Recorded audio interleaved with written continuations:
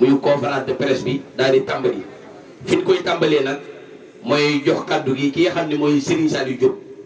di Serigne Baye Sayba Keita di 5e président yal na ko yàlla def ci barke Cheikhul Khadim mooy ubbi jataay bi léemu jataay bi jottali ñu ay kàddu ci Baye Sayba ñaanal ñu bu noppee ñu jox imam Adama Seck mu wax ci turu waa kàcc bi ci turu waa Sénégal ci turu imam yëpp ñaanal mbooloo mi ñaax leen bu noppee nag daal di déglu 5e président muy Serigne Sayba Keita borom jaajëfa Diop yal na la ko yàlla jox kon nan maa si déglu Serigne Saliou Diop ibnu Soxna Mbène Diop ibnu Soxna Pindi Diop ibnu Cheikh Atoumane Diop Serigne Saliou Diop mu Serigne Saliou Mbacké Serigne Saliou Diop mu Congo Serigne Saliou Diop mu Parcelles Serigne Saliou Diop mu Sénégal bisimilah. sëñ Adama Seck imam ratib Parcelles yàlla na taxawal bi yàgg di nuyu bu baax sëñ Daouda Diaw chef de quartier bu ma nuyoo ñaari nuyu naa ñëpp rek waaw kon nag sëñ Sayba Keita macha allah mention spéciale yow da ngay jàmbaar nag da nga koy wane nga ko yaa toog ba si yàgg nga ni man dama bëgg jël réew mi lu tax man réew mi dafa doy waar mu bëggoon jubbanti ma ne ko jàmbaar nga mun ma waaw ñaanal mu song ko nit nag ñun nit ku ñuul tubaab bi fi ñu reyee mooy détermination ak objectif tubaab lu muy def dafay am objectif am détermination bu ma koy firi ci olof mooy tubaab buy def dara da koy fas ba mu dëgër kenn du ko ci mën a génne ci loolu mu teg ci ite du mat sëkk lu mu laaj rek mu jox ko kon Keita loolu nga def yal na la yàlla jàppale ndax yow man ngaa jël réew mi ñu ko fiy jël ëppaluñu na dara am nga xam-xam jàng nga ba jàng jotee expert comptable ngeen gis nii am nga fit am nga fulla am nga fayda xam nga li ngay def ñem nga si liggéey dangaa liggéey ba jël retraite génn di dem di def ay consultance ñu di la oo nga fay def lu dara jarul kon nag Keita jërëjëf yàlla na nga am lu foofu sa njot réew mi yàlla na nga am réew mi mbaa lu dàq réew mi yàlla mën na ko kon nag Keita ñu ngi sant bu baax a baax di la ñaanal suñu xol sedd na guy ci yow li ci des maa ngi koy bàyyee sëñ Adama Seck imam ndaxte du ma daaneel fi mu nekk nii nit bu ne nee jox su ma amee dinaa la jox da ngay seet bi mu amul lan la def amagul réew mi mais saa su ne semaine bu jot dina dajale dooleem ak kattanam yëpp lu mu dajale indi ko ni def ko ci jàkk ji ni maa man maay trésorier ni ma am li maa ko def ci jàkk ji te amul dara ko jox réew mi mu def lu raw lu réew mi jërëjëf kon Keita yàlla na la yàlla jàppale zahiran baatinan lépp loo yi bëgg yàlla na nga ko daaneel yàlla nga am tawféex zahiran baatinan ci kaw ci kanam allahumma salli ala sayyidina muhammadin nabil ummi wa ala alihi wa sahbihi wa xadimi wa salama taslima jërëjëf Serigne Saliou Diop kàddu yi rafet na lool ñu ngi lay bëgg bu baax a baax di la siyaar di la ñaanal jàmm ak tawféex ak taysiir waaw kon boo ko defee ñu jox kàddu gi imam Adama Seck di jàmbaar di taalibi di ko baax kon na ñëpp maa si déglu imam Adama Seck mu jottali kaddu imam yi kaddu gox bi kaddu Sénégal kaddu kilifa yëpp ci barke Cheikhul Khadim kon imam Adama bismillah. Rahmaani Rahim alhamdulillahi rabbil alamin wassalatu wassalamu ala ashrafil anbiya'i wal mursalin sayyidina Muhammadin wa ala alihi wa sahbihi ajmain. mbokk yi asalaamaaleykum wa rahmatullah ñu ngi leen di nuyu di leen ziyaara di jiital ci nuyoo bi nag Serigne Saliou Diop mii nga xam ne kilifa la ci ki tax ñu daje fi yàlla def itam ñu ànd ak moom ay at yu yàgg ci néegu yàlla bi nga xam ne yàlla dogal na ñun ñoo koy jiite muy jumaa ji nekk fii ci wetu kër chef de quartier bi yàlla mi dara tëwul dogal ci coobareem àdduna di dox ba yàlla boole ñoo suñu jàmbaar ji di monsieur le président Sayba Keita yàlla li mu ñu booleeg moom nag boole wit la bu neex a nettali ndax ci ëttu diine ci lañ yàlla wanalee booba mi ngi liggéey di dem Dakar ak a ñëw waaye teewul mi ngi fréquenté jàkk ji xam ngeen ni jumaa ak jàkka moom imaam ku mu ca miin rek yow yaa def effort yu tax imaam miin la yàlla def mu def ay effort yàgg fi lool ba yàlla dogal ci coobare mu bokk ci bilaal yi nodd ci jàkk ji kon kooku li ñu liyee lu bari la ñu dund ay at ak moom am tamit lu ñu xam ci moom la ci wàllu compétence am lu ñu xam ci moom itam ci wàllu li ñuy tuddee maanaam sérieux ak njub loolu am na lu ñu ci xam ci moom bu yàlla dogalee nag ci coobareem mu dem ba ci fan yee ñu weesu wala ci weer yi ñu weesu lii mu nas tey jii bokk naa ci ñun ci ñëpp njëkk a waxtaanal mu xamal ma ni ma daal gannaaw réew mi yàllaa koy joxe te jàng naa ci alquran suñu borom wax ni qul illahumma maalikal mulki tuutil mulka man tashaa wa tanzi'ul mulka mimman tashaa wa tu'izzu man tashaa kon yàlla mooy joxe nguur képp ku ko joti dangaa sabablu rek yàlla ànd ci ak yow man nag damaa bëggoon amoon yéene bokk ci ñuy sabablu ma ne ko loolu de Sénégal bu ne sañ na ndax ñi fi jaar ñëpp nag ku ci yàlla dénk réew mi fii nga jaar doo nga la jaar ñun nag fierté bi ñu ci am mooy candidature am soqi ko fii ci Parcelles Assainies ñu dëkk ak moom dama ko ne li tax ñu war laa ñaanal nga falu gëm naa ne boo faloo waa unité 12 géppay falu te unité 12 bu ñu faloo dafa naa ne parcelle géppay falu loola ju waxin la rek waaye li ma ci jublu mooy dara dàqul ñu ne la sa waa ji de yàlla jox na ko ndam loolu yàlla na ko yàlla def ci moom kon wax dëgg yàlla jataay bu ñu bëgg la donte ci suñu tur ak tur waa jàkk nga xam ne ñoom la ñuy jiitu ñoom la ñuy jiite ñoom la ñuy ci li ñu mën a wax waaye li ñu mën a seere ci moom daal wax dëgg yàlla lu dal xel la te lu xel mën a nangu la mooy li ma leen wax léegi rek mooy compétence yi nga xam ne yàlla dajale na ko ci moom ci xam-xam boo xam ne bii ba ñëpp waree jàng na fa mu waree jàng yàlla jox ko lijaasa yi ko jox teewul nag muy dund diineem te gëm ko lool nag lépp lu mu sóobu itam da ciy dem ak détermination loolu xam nañ ko ci moom moo waral lii bi ñu ko joxee du ñàkk moos ñu wax ni waaw Seyba moom xanaa day xaru am na ñoo xam ne. En temps de mon propos, je voudrais m'incliner pieusement devant la mémoire des victimes qui tombent en Palestine sous les bombes israéliennes.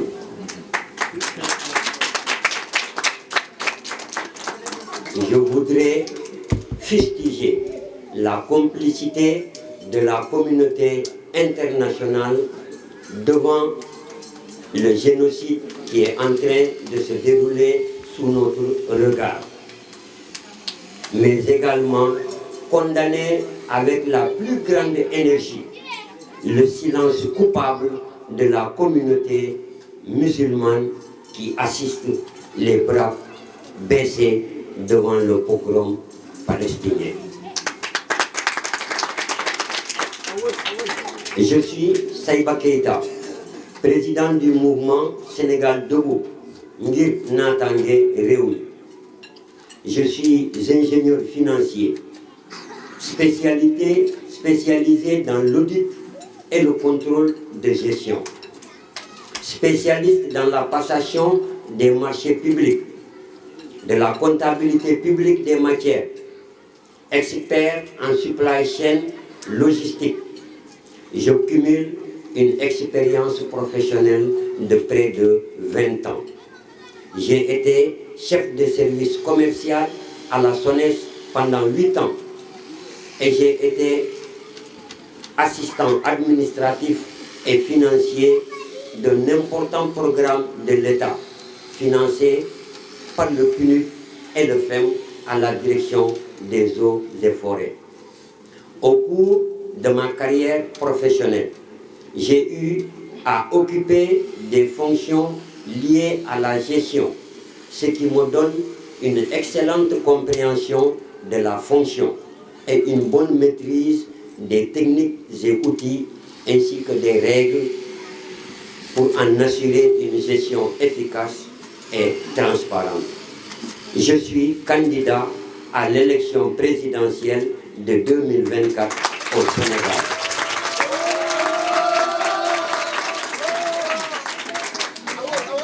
Je suis candidat sous le numéro 237.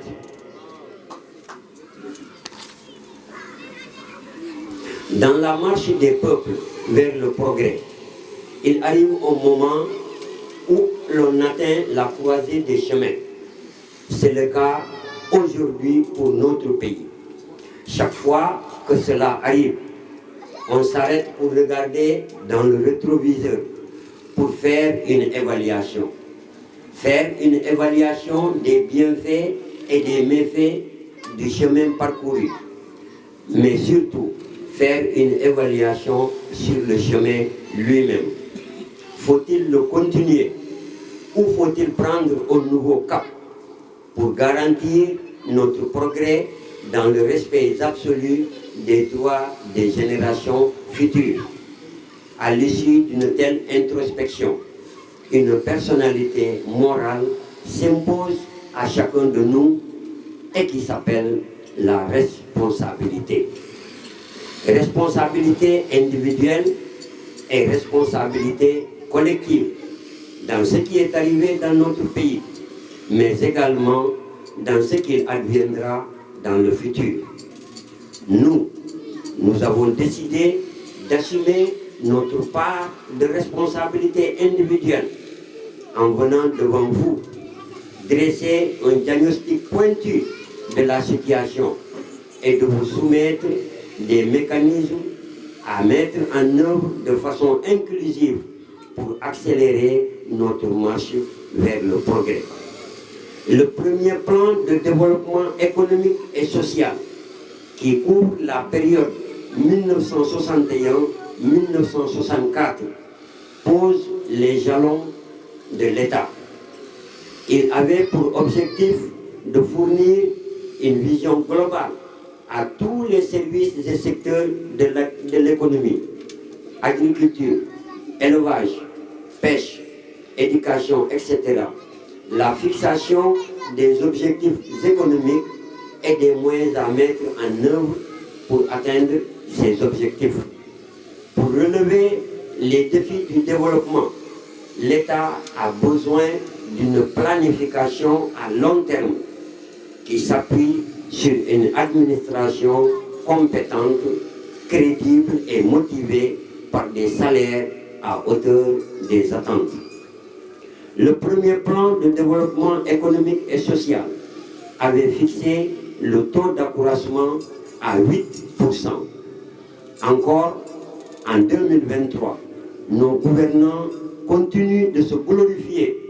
alors que nous n'avons pas encore atteint un taux d'accroissement à 2 chiffres. Le plan de développement 2002-2007, tout comme le plan Sénégal émergent, peine à maintenir un taux d'accroissement de 7 à 8%. Posons-nous les bonnes questions. Posons-nous les bonnes questions. Depuis 1960, 12 plans quinquennaux ont été mis en œuvre dans notre pays. Le suivi-évaluation de tout programme doit générer des leçons. Qu'avons-nous appris de tous ces échecs? Pourquoi n'avons-nous pas atteint la sécurité alimentaire?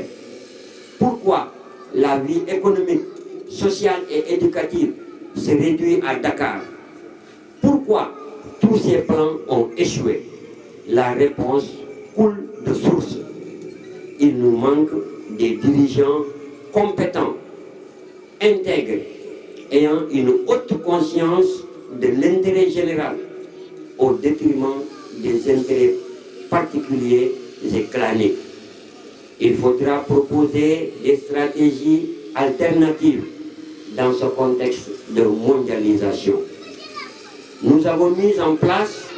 une planification stratégique avec un link entre tous les secteurs pour permettre un développement concomitant et uniforme. C'est là tout le sens qu'il faut donner à notre engagement politique. Je vous donne ma parole d'honneur que toutes les résolutions proposées seront mises en œuvre de façon inclusive avec toutes les compétences sans aucune considération partisane. Et je vous remercie de votre aimable attention.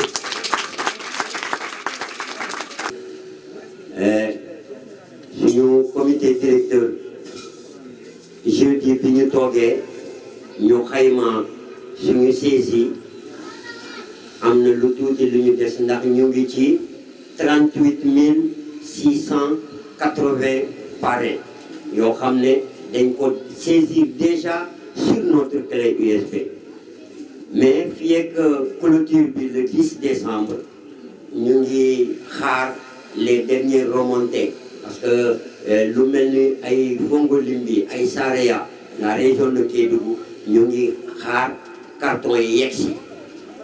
Saint-Louis également ak Matam ñu ngi xaar ci biir semaine bi depuis 2 semaines bi incha allah yooyu dina yegsi am nañu yaakaar ne incha allah dinañu matal suñu parrainage suñu chèque certifié caution 30 millions am nañ ko ba pare donc loolu laa mën a jox ci information nous sommes à 38 680 parrains déjà saisis sur nos clés USB.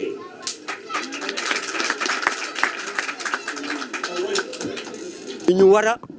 exploiter la am nañ ci xam-xam am nañ ci ay partenaires yoo xam ne loolu mooy seen xam-xam ci la màcc boo jëlee am nañu ay partenaires yu nekk réew bi ñuy wax Suède ci at bi naaj juróom-ñetti waxtu rek la naaj bi di génn waaye ñooñu ñoo yore licence lépp loo xam ne énergie la donc ñun dañoo bëgg te Sénégal fii at bi dinañu am juróom benn téeméeri waxtu ci naaj boobu dañ ko bëgg a jàpp exploiter ko créer ay centrale ba d'abord ñëpp ak fépp ñu am courant ñu am énergie ndax énergie boobu moom moo ñuy permettre mbay bi ñuy bay ñu mën koo produire fii ku koy produire ay usine de transformation agricole ñoo koy def mais ñoom dañoo am problème énergie donc naaj boobu ak centrale solaire yooyu ñuy tabax fépp ci biir réew mi ñoom la ñuy utiliser jox ko waa société de transformation agroalimentaire yi ñu mën a liggéey li nga xam ne moom lañ fi bay ñu produire ko fii ñoom ñu transformer ko fi ñun ñi fi dëkk ñu lekk ko fi dundee ko fi noonu la koom-koom bi di des ndax lépp dara dërëm bi du génn ci biir réew mi. question bu mujj bi mooy tolluwaayu jamono gis nañ bu dëkk bi fi mu nekk nii xam naa karatéel bi ba ñu bëggoon xam rek ban jàngat la ci def. waaw suñu réew mi bu ñu xoolee suñu réew mi fu mu toll tey suñu xol dafay jeex ndax boo xoolee suñuy doom léegi yematul sax ci suñuy doom ngay gis borom kër boo xam ne dafay ànd ak soxnaam ànd ak liir bu mu boot ñoom ñëpp ñu ànd dugg ci biir gaal ne dañuy wuti koom-koom feneen te suñu réew mi am koom-koom lépp loolu lu daw yaram la te loolu yëpp dara waralu ko lu dul ñi nga xam ne ñoo yore réew mi ci yorin bu leen neex ci seen sago ku jub ñu fexel la dugal la kaso suñu démocratie mi nga xam ne réew mi lu mu tuuti foo dem ci biir àdduna dañ doon woo Sénégal di naw Sénégal ci suñu démocratie loolu moo waral mu am ay alternance waaye alternance 2012 ba léegi liñ fi gis de doy na waar waaw dañuy utiliser justice di def ay règlement de compte te man li ma gën a yéem ñi nga xam ne ñoom la ñu jàpp ne dañoo luubal alalu réew mi sunu justice di yoon nga xam ne foo dem ñu ne fii la mbaxane doonee benn ñu yóbbu leen fa ñooñu atte leen teg leen ay daan ne liñ leen tuumaalkat yenee ko def ñu téye leen dugal leen ci kaso ñooñu de la ñu génnee sang leen ba ñu set wecc ne léegi mën nañu bokk ñi nga xam ne ñoom dañoo jub ne man kat sàccuma man kat soxlawuma alalu réew mi man kat sama ñàkk laay jëriñu waaye li ngeen di def ànduma ci kon ñooñu dañ leen di jàpp wutal leen ay pexe di utiliser ay institution pour écarter ñooñu loolu daal nekk na ci situation boo xam ne lu ñu jaaxal la lu ñuy mettit lu aussi te loolu aussi bokk na ci li nga xam ne moo waral ñun suñu engagement ndax dañoo am programme bu leer ci wàllu yoon ndax réew mënul dem te yoon amul yoon il faut mu am te yoon nag ñëpp la fi war a nekkal waaye ñiy sàcc ñëpp d'accord ne justice jàpp ne ñiy sàcc nañ suñu corps de contrôle yi jàpp ne kii dafa sàcc mu dem ci ginnaaw borom réew mi ñu fat ko ñu jàpp kenn ci marché benn ginaar la sàcc ñu yóbbu ko kaso suñu réew daal foofu la toll tey ñun nag ñu am ay solution ay mécanismes yu leer yoo xam ne moom la ñu bëgg a teg ci yoon bi ngir réew mi tegu ci yoon. jërëjëf ñu ngi lay jaajëfal jërëjëf.